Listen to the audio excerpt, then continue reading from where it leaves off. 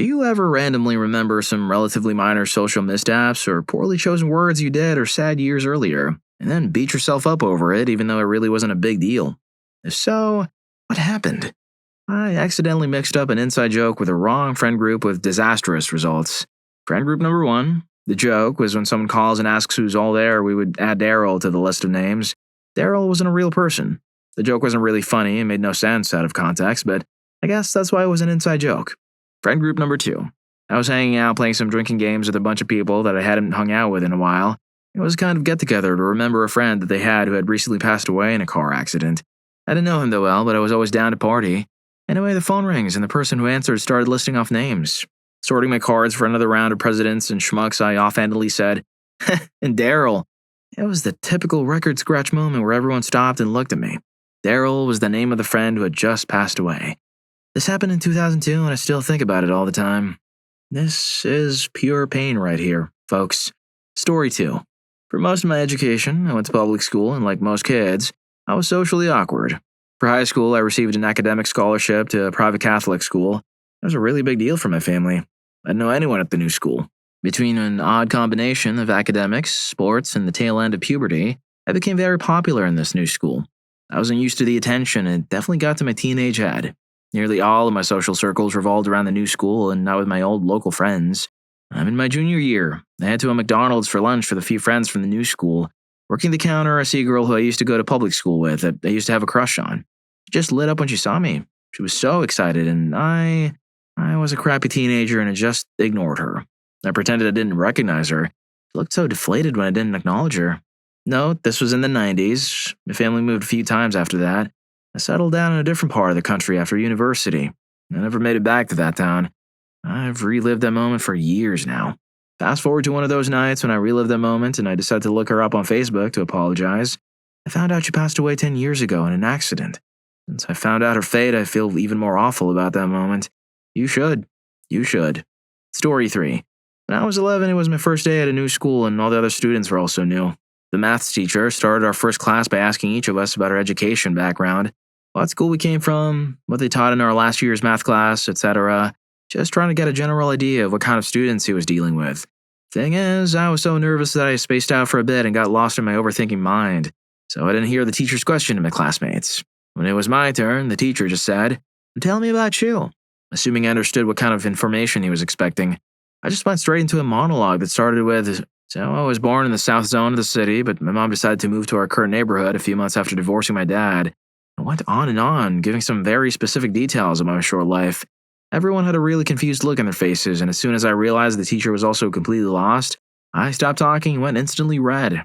The teacher then said, "That's all really great, but I was only interested in what happened last year, not the last 10.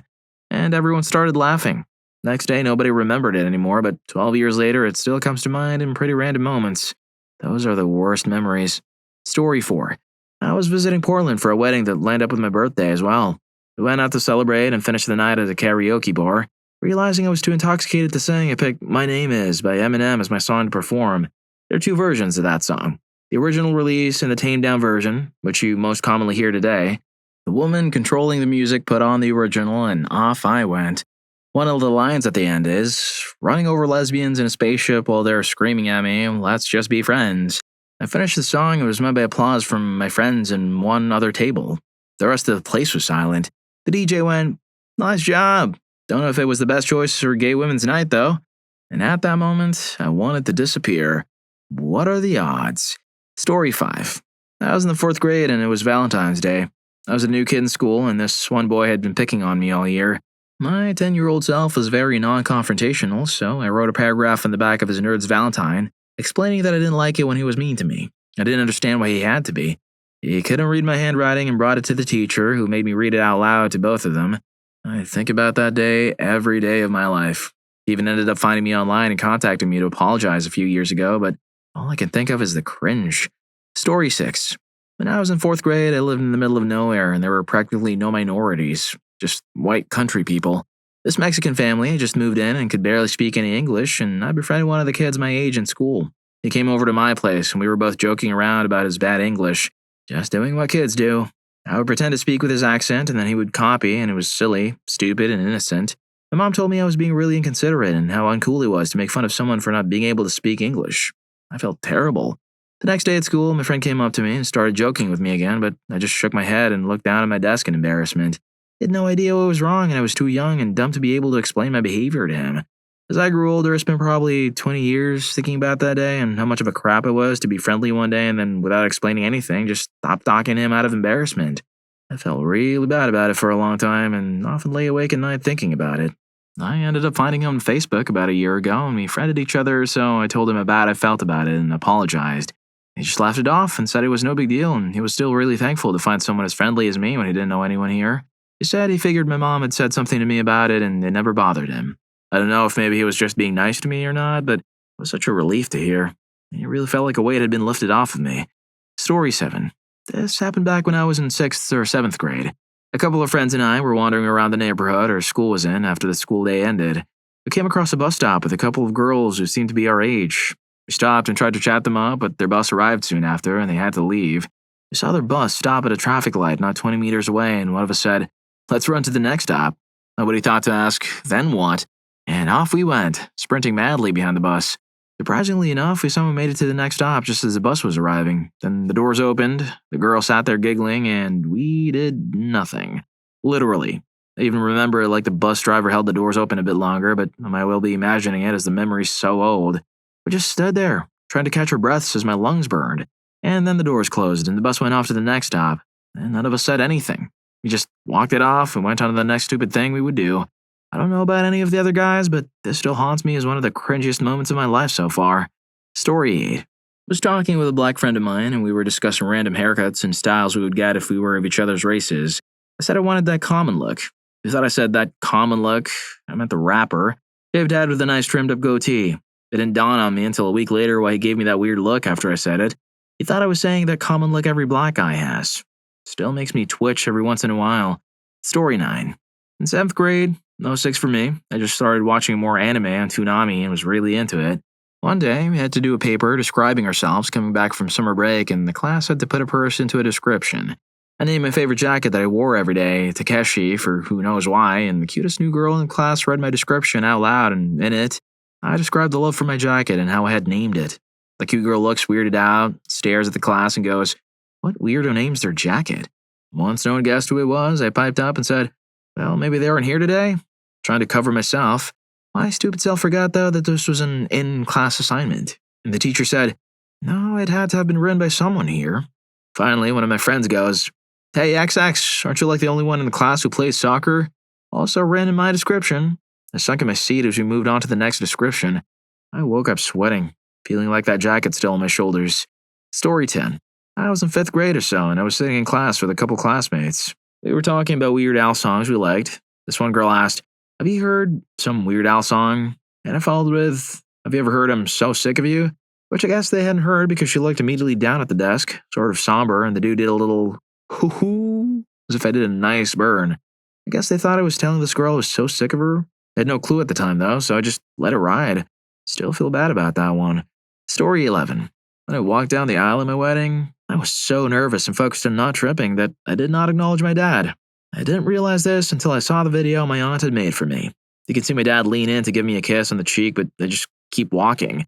He kind of shrugs and then goes to sit down. It's been 18 years and this still flashes through my head when I'm trying to fall asleep. Also, that time I was trying to get to the school bus and the sidewalk was icy, so I slipped and fell really hard on my bum. The kids on the bus laughed at me, so I chose to sit there with my head down, wishing I could disappear, while the bus drove away and I walked a mile home. Yes, in the snow, uphill, both ways. Story 12. I went to Dairy Queen with my daughter. She brought along her kitten. The cute girl at the walk-up window asked my daughter what the kitten's name was. Princess was the response. Smiling and feebly attempting to make conversation, I said, "Today," to indicate that my daughter changed the cat's name frequently. I got a dirty look and the girl left the window to go make whatever cold treat we had ordered. It wasn't until later on the walk home that I realized that she thought I was telling her to hurry the hell up and make my order. Still haunts me years later for some reason. Story 13. I made a presentation in my public speaking class in college about how antidepressants were bad and you should seek other methods of treating depression. This was dumb for a few reasons. Number one, I just had a bad experience with antidepressants in high school, but apparently could only see my own perspective. Number 2, it was just a class to teach public speaking methods and it did not need to pick such a heavy topic. Number 3, somehow I was so self-absorbed it could not register the weird looks I was getting from people. And when a classmate said, "Well, that was bold," to me after class, I did not understand. Number 4, I was a psychology major and I should know better, and I do now. Anyway, that one hurts me. I also made a presentation in my sociology class, which was supposed to be about myself and my relationship to society, and I included a bunch of weird modeling pictures and stuff about my eclectic music taste. Oh, I'm so special, I like Missy Elliott and Tom Waits. Is that what this is about?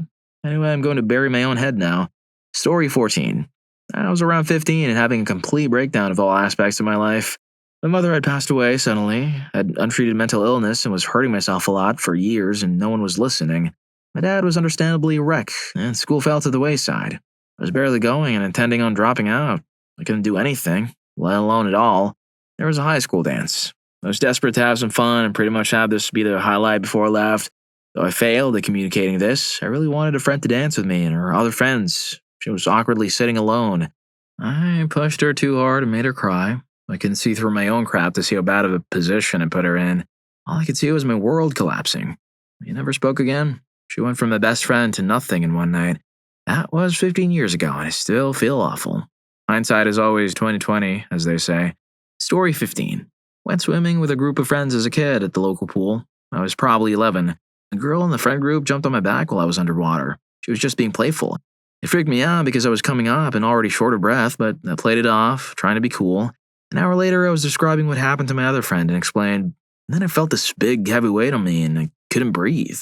I didn't realize the girl was behind me. She burst into tears and she ran home crying. I've never felt so small.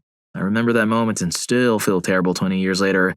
I learned at that moment that it's important to choose my words carefully, because I wanted to describe how I felt being underwater and scared, but I didn't have a developed way to articulate it. Because I used those words, she became the object of the story. It became about her weight rather than about my fear. I didn't mean to call her fat, but I did. And to any bystander or observer, they would justly see me as a bully. Story 16. When I was 17, I worked at a CVS. One of my coworkers was a guy my age who went to a different school. He was really cute, but he had a girlfriend who was away at college, and besides, I was in no position to date. Meanwhile, the love of my life had broken up with me, but I didn't want him to know how much he had hurt me, so I was determined to have a date to the homecoming dance. I thought of my coworker who was good looking, and because he went to another school, no one would have to know my love life was a mess and that I had a friend to take me to the dance. I asked him if he'd go with me as friends, but somehow the wires got crossed, and he thought I was actually asking him out. After work one day, he asked if he could talk to me, and he went into this long speech about how he has a girlfriend and he loves her very much, and he can't disrespect her by going to the dance with me. All of that was fine. I wasn't mad or anything, except I'm a stress laugher, and it struck me as funny that he thought I wanted to date him when the reality was that I didn't want to date anyone except the love of my life. Of course, all of that is difficult to explain as a mature adult, let alone a 17-year-old girl, so I just laughed. I think about it sometimes and think to myself about how ridiculous the whole situation was, and I wish I could go back and explain it to my ex-coworker, but I can't even remember his first name. Story 17. My time to shine. I was in a summer English class, finishing up some requirements for my BA. It's summer, so it's accelerated and we're reading 1 to 2 books a week. I like reading, so no big deal, and I tried to keep ahead of the curve since I had other classes at the time. So we're discussing Faulkner. A lot of people in the class are struggling with the narrative because Faulkner is Faulkner, and the teacher is gently leading everyone through the text and explaining stuff as we go. I understand the particular section he's explaining, so I zone out and study something else for a few minutes. Class is almost over, and the teacher asks if we have any other questions. I was confused about one thing that wasn't covered, so I raised my hand and asked.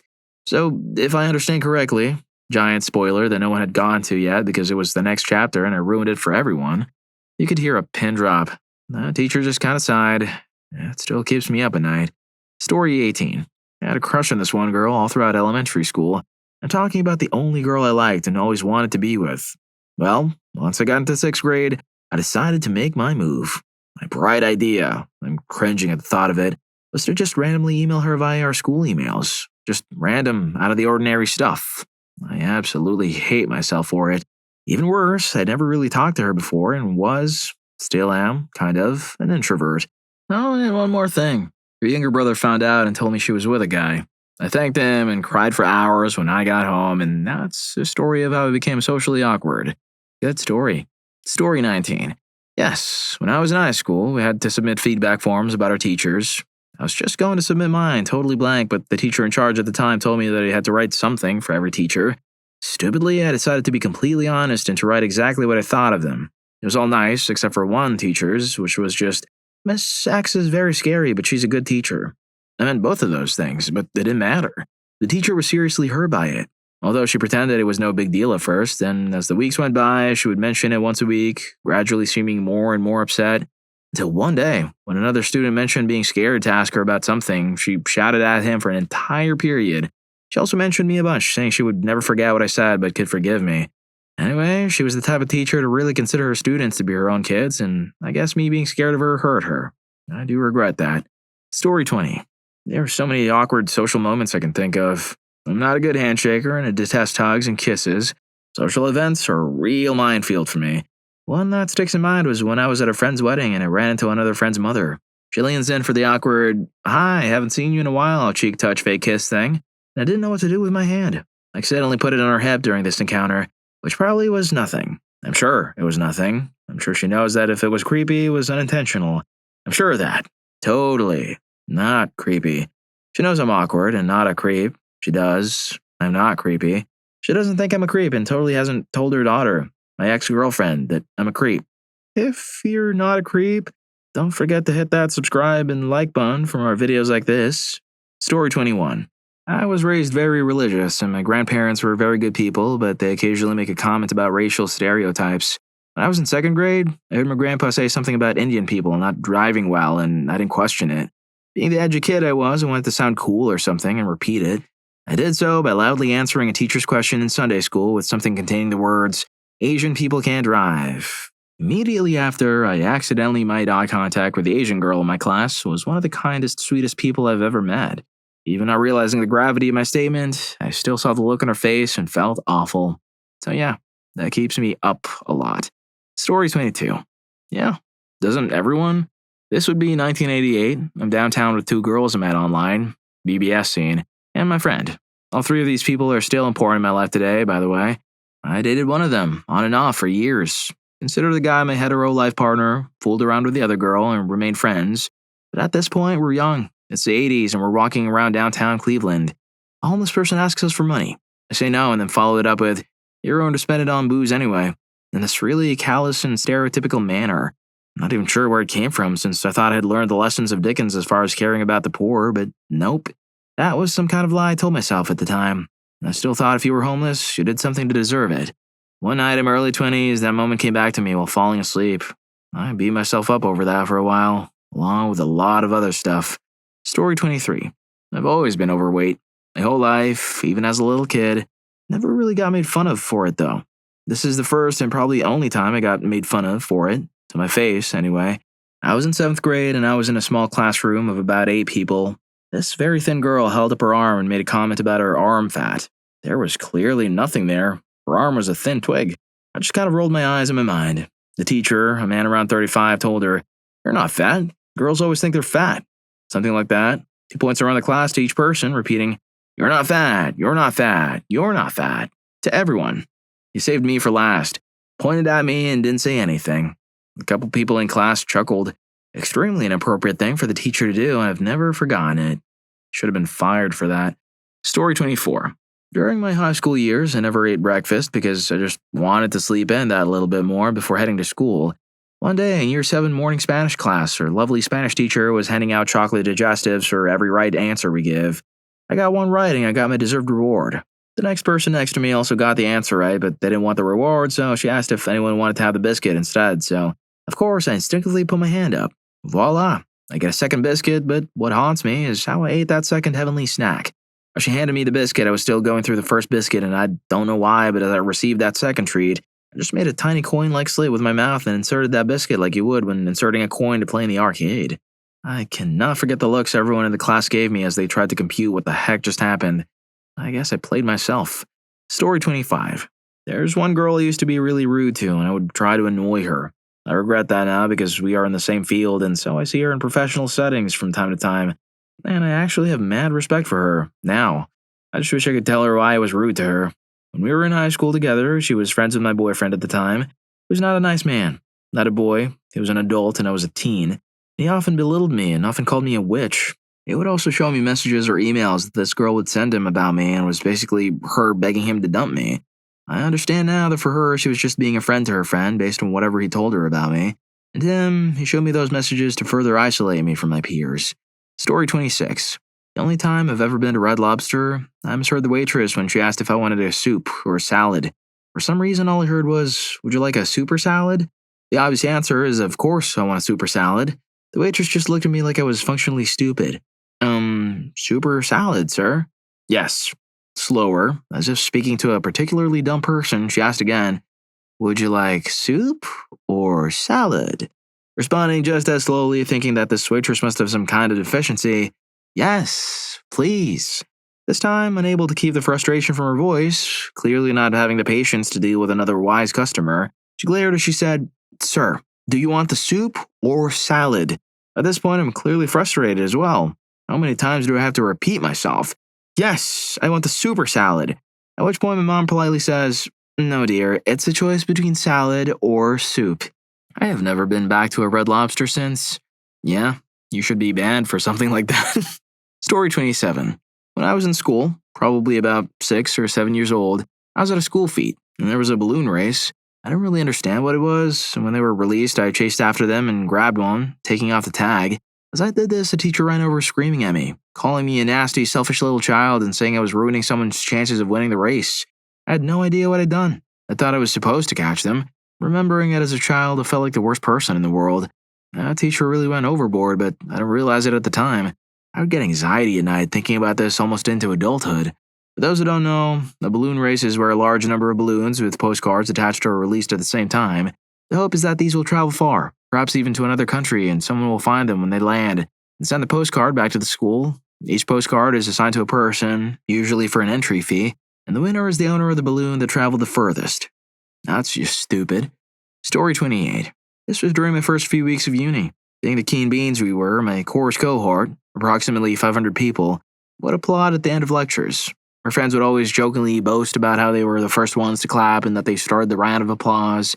So, sometime later that week, there was this random physics demonstration during a lecture requiring a student volunteer to hold up a bag or something. It was just a small task. When the demonstration was done, the lecturer thanked the student, thinking the cohort would clap ironically, plus just for bragging rights to my friend. I and I alone started clapping. No one followed suit. That was the last time I clapped during a lecture. Story 29. My brother and I were in the same school. I was in 3rd grade and my brother was in 1st. I had this group of friends that I used to hang out with a lot during lunch break. During lunch break, and if the weather was nice, we had to go out to the school's playground, so there was one time when my brother came up to me and wanted to ask me something, I guess.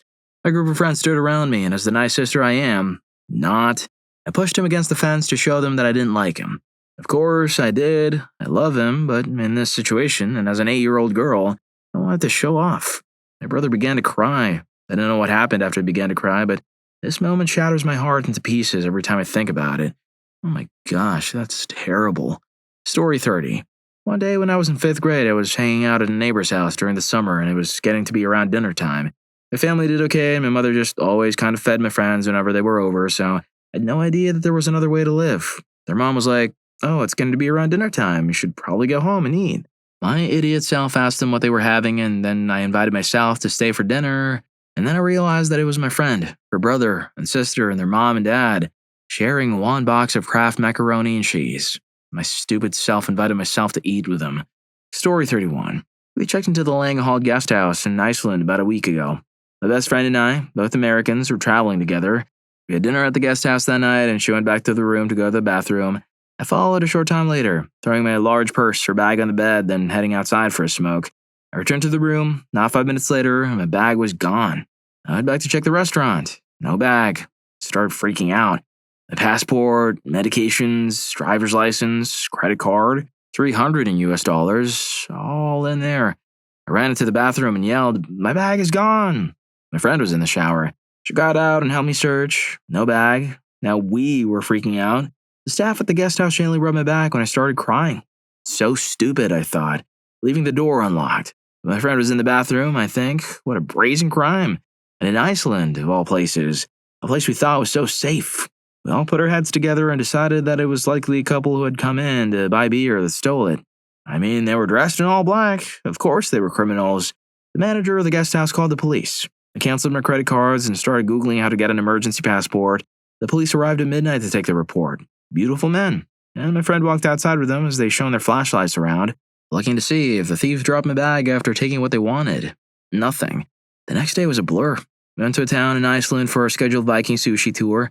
I found a local photographer, so kind, to take my passport photos.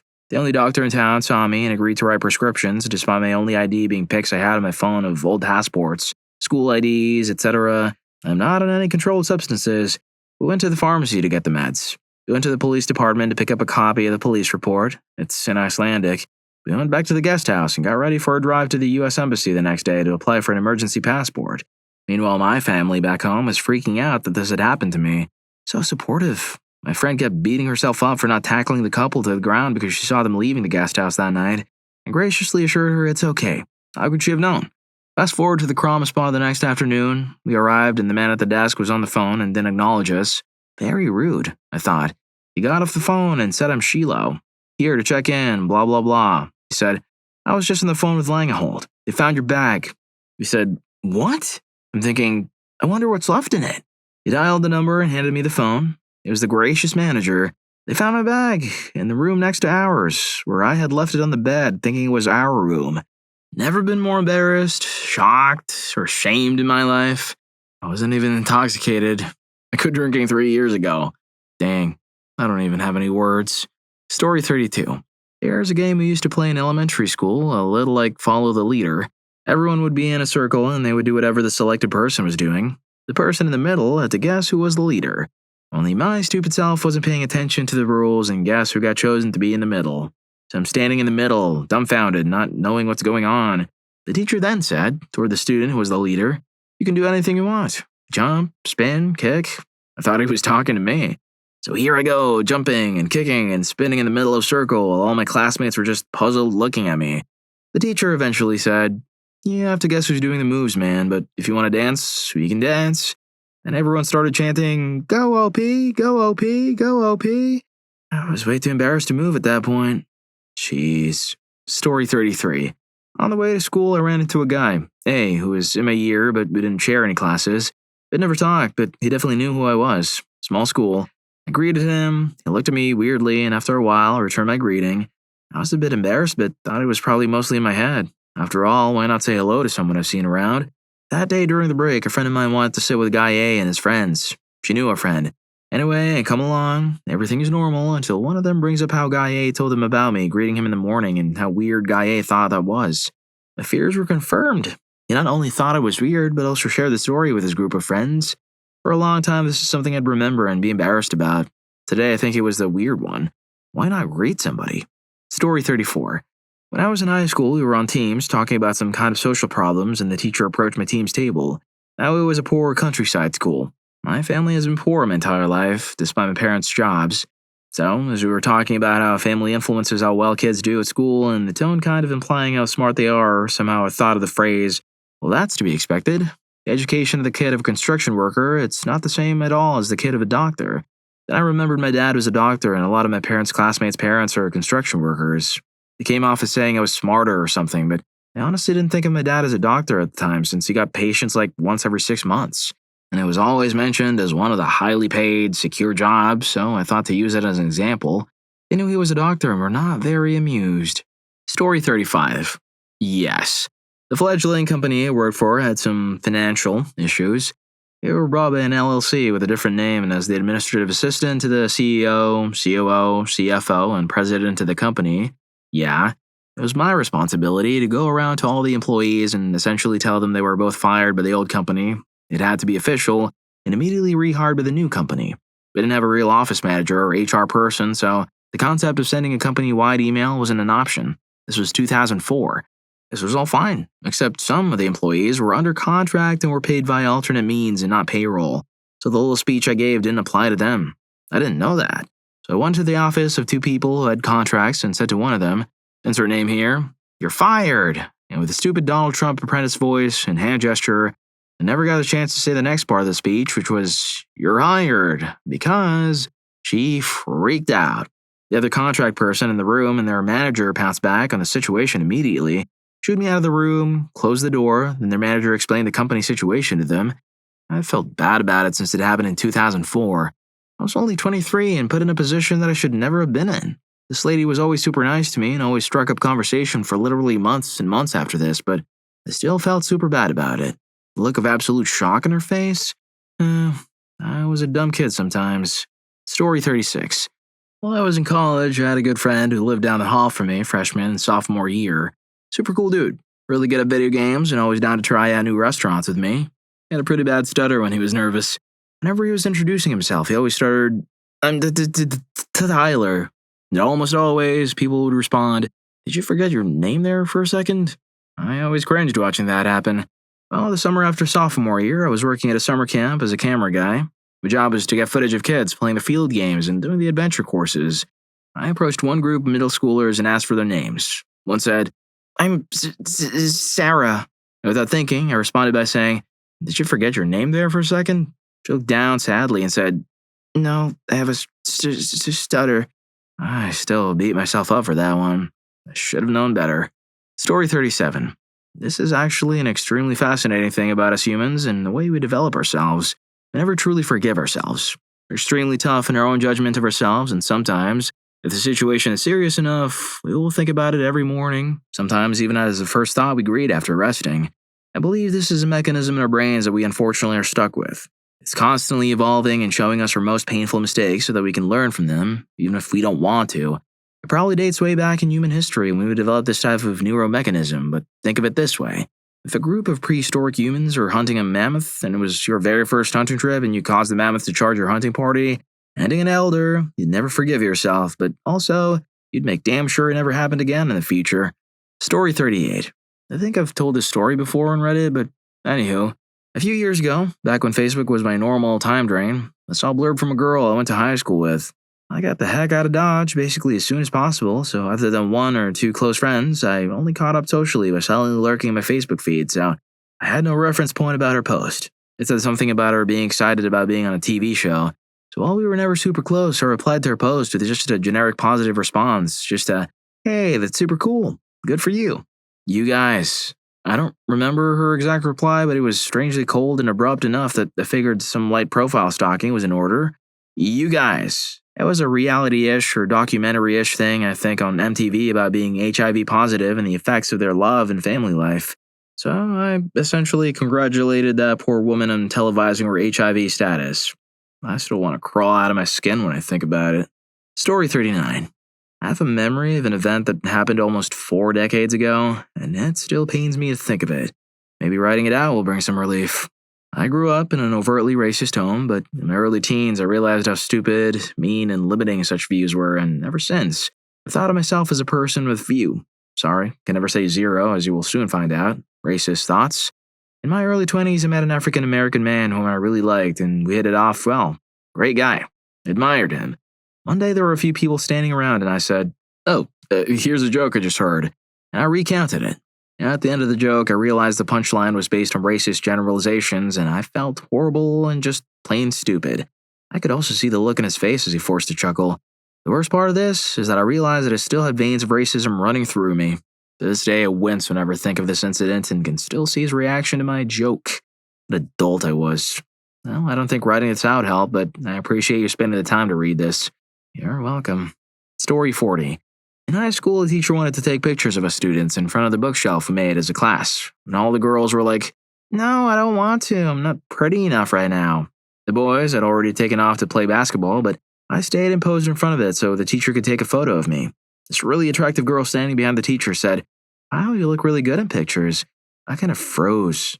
I'd never received a compliment from a girl before, so I answered, I bet you would look cute too, with me behind you. She gasped and left. She thought it meant an intimate position, but I meant that because I'm taller. She would stand in front of me to pose and I would be behind her. The other girls looked shocked that I would say that in front of the teacher. When I explained what I meant, the damage was already done. She didn't speak to me for the rest of that year, and I think she didn't believe my excuse. This phrase haunts me all these years. I'm 23 now and I still cringe thinking about it. Well, if you like these stories, here's more. YouTube thinks you're going to love this. Catch you in that video.